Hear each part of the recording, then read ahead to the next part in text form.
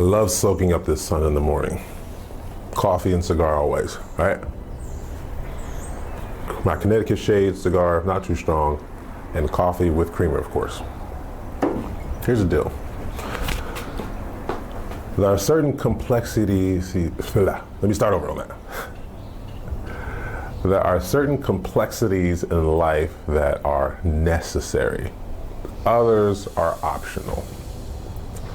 There are certain complexities in life that can help you grow, that help you get stronger, be more wise, be more knowledgeable, and those complexities avail themselves to you at the right moment most of the time. Sometimes you have to seek them. You have to seek them out, you have to find them.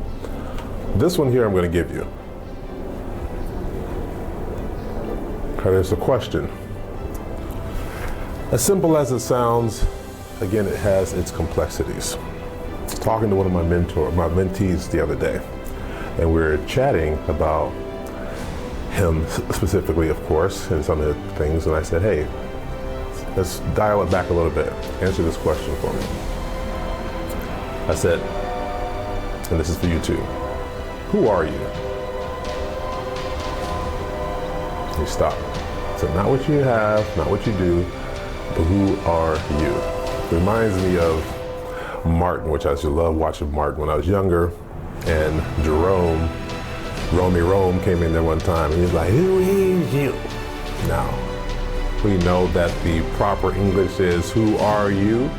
But in his terms, who is you? It was funny, it was hilarious the way he injected it into the script and the ambiance there, create this funny environment.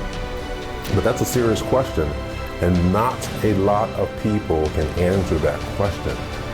As simple as it is, those three words, who are you? If you think about it from a macro level all the way down to the micro level, here's what I told my mentee. You should be able to talk about who you are to someone for about 5 minutes. Because life is that complex, but so are you. Some people don't even know who they are. The answer that they'll give you is so short, and they give you a short answer in the spirit of humility, but that's not the way you want to think about that question. You want to expound, be able to expound on who you are. Again, not what you have, not what you do, but who you are. Because again, life is that complex. So are you to the core.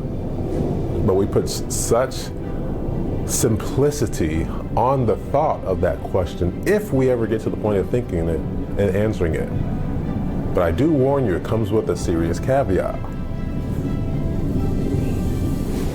You might not like some of the things of who you are, but you might have to accept them. That's heavy, but it's deep, but it's also true. But I would share this with you, when you accept those things of who you are that you might not even like about yourself, some of them can be changed, some of the behaviors. Some of the things are just who you are. You'll find yourself that you have done this in a repeated fashion over and over and over and over. Can you change? Are we malleable? Yes, we are. However, some of the things you'll have to accept. Most of the things, if you think about who other people are, and they are who they are in your life, you have to accept who they are as well. That's easier to accept than accepting who you are. When someone tells you who they are, believe them. When someone shows you who they are, believe them. This is why I have a smaller circle of friends, why I have really tight, close relationships. I know those people intimately to the fact that, not sexually like that, but intimately to the fact that I have mind share with them, leadership experiences with them, business, friendship, deep friendships that go back from we were tiny tykes, still boys to this day. I know who they are. I know who I am. I've accepted who they are. None of us are perfect. Let's circle back to you. Let's swing the pendulum back to the other side. Who are you? Is the question.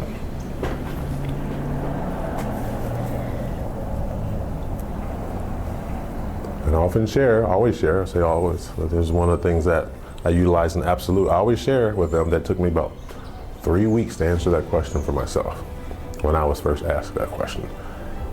Taking out what I do, what I have. 3 ruminating, pontificating weeks about who I am.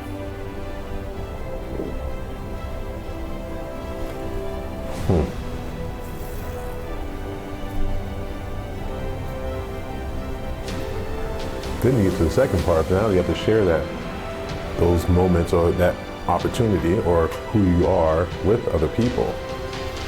They see you for who you are. Some of the things we may mask, some of the things we may hide, some of the things we may try to diminish, some things we may try to increase and being more embellishing about it. But at the core, who you are, if you answer who you are, things will change for you. A lot of opportunities start coming your way, and then you decide, okay, I want to change this about me, and you know you can change that, you want to change that.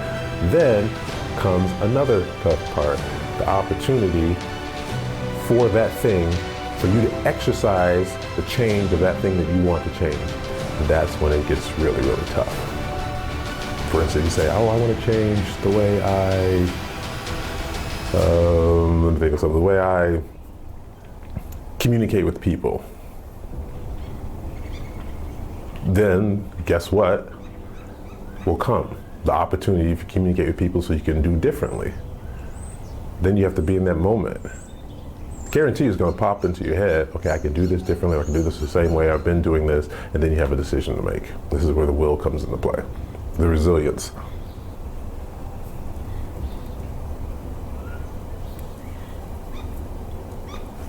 But just remember, that question is the most important question you can answer for your life. Once you find out who you are, then now you have the responsibility, especially if you have kids or nieces, nephews you're close to, whoever it is, to then take that information or take that question and then push that question to the next person. Inject that into their life. It's very intrusive. Very, very intrusive.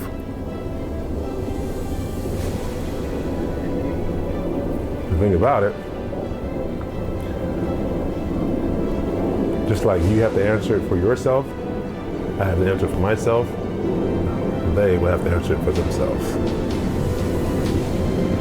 Each and every time. And again, it's so intrusive to your own mindset that it takes this space in your mind, in your heart, in your soul, and you're just like, damn it, I don't even know how to answer this question outside of what I do and what I have. We're not talking about that. That's easy.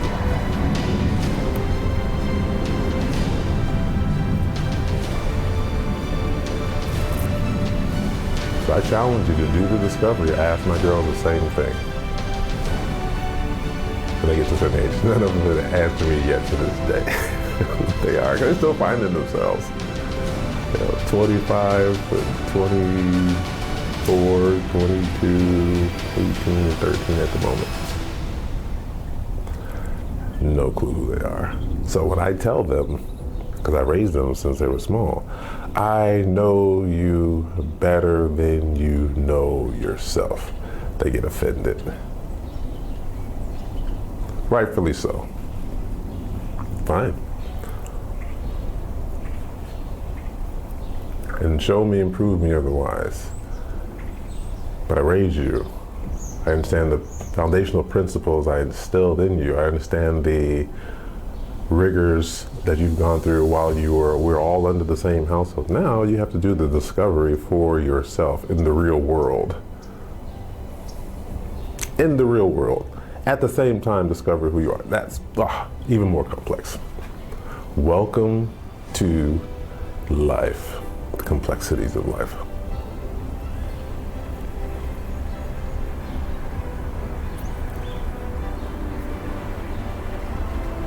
So I'll leave you with that question and challenge you to answer. Take as long as you need and ruminating and thinking about it, I suggest isolating from people, isolating from the busy environment, go for a walk or do whatever, and ruminate, meditate, pontificate on that question.